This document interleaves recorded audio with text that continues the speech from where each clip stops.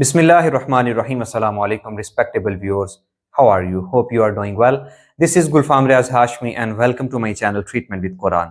You know, we talk about jinn possession, evil eye and different types of magic.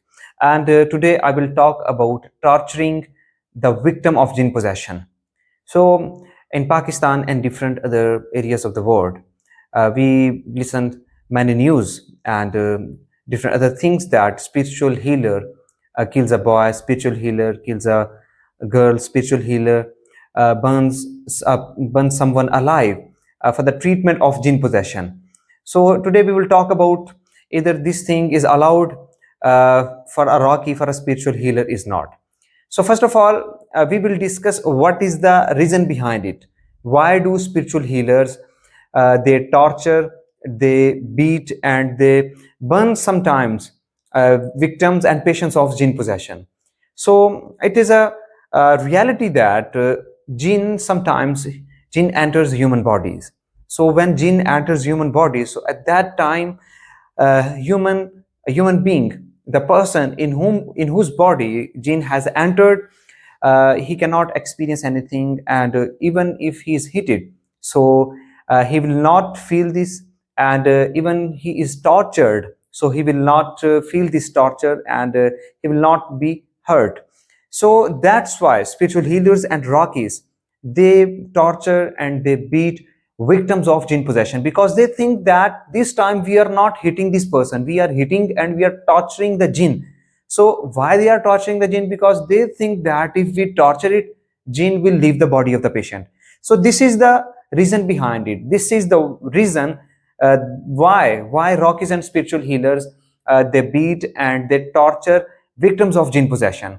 But in Islam it is not allowed. For example, people and spiritual healers, they hit and they beat and they torture victim of jinn possession to this extent that even sometimes they die. So if we are treating someone but eventually he dies, so what would be the benefit, what would be the good of that treatment? So this is not allowed in Islam, okay?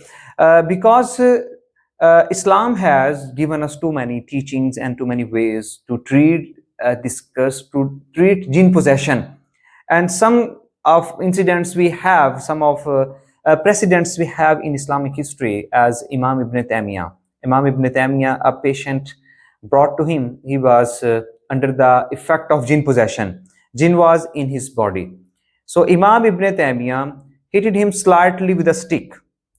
So after that, when he became conscious, when the patient became conscious and a jinn left his body, so he was asked whether you feel something, whether you feel a pain. So he denied and he said that I didn't feel anything.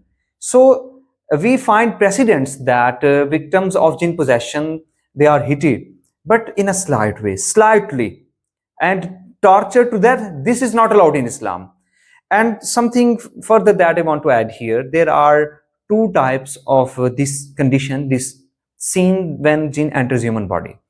So one condition is that jinn take full control of human mind, jinn take full control of human body.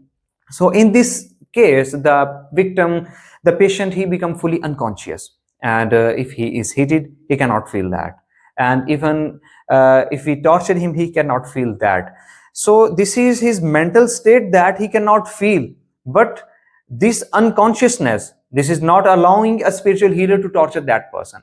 And the second scene is that partial possession, and in this situation, jinn enters human bodies, but the patient is not fully unconscious. He is partially conscious, and sometimes he is unconscious, and sometimes he is conscious.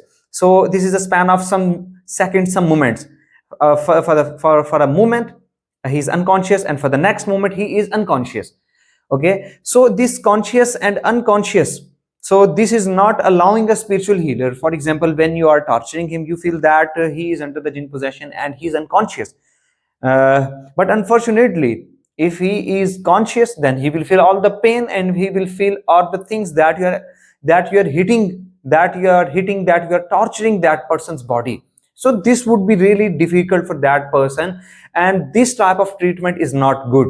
This type of treatment is not good for spiritual patients, for patients of jinn possession.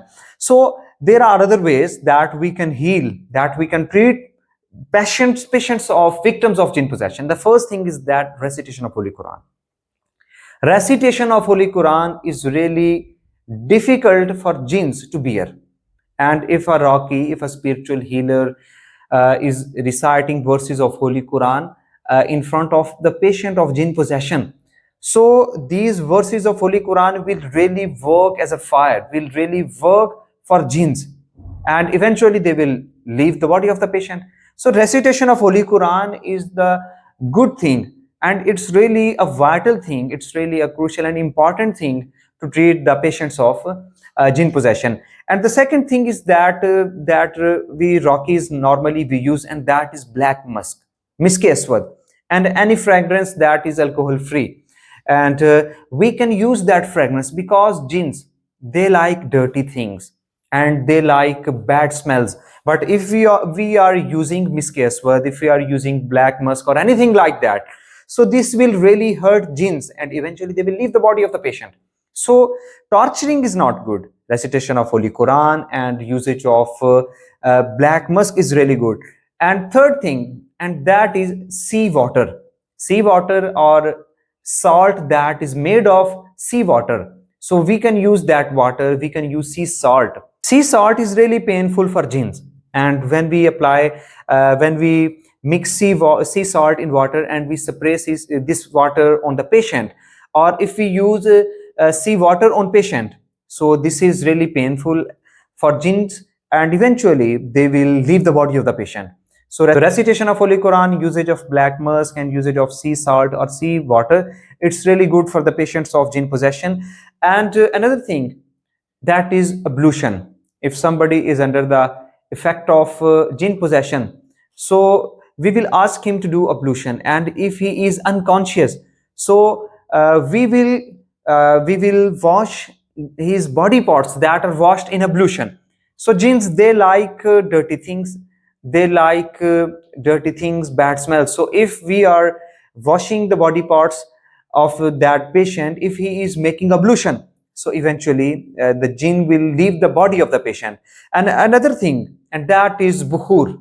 Smell of bukhur is also painful for jinns, and if we are using bukhur smoke in the house, so jinns will leave that house and jinns will leave the bodies of the patient. So torturing is not allowed, torturing is forbidden in Islam. We cannot torture a patient of jinn possession, and there are many remedies that we can use. We can recite Holy Quran, we can use black musk, we can use sea salt, we can use sea water, we can use bukhur, and we also can use ablution to treat the patient of jinn possession.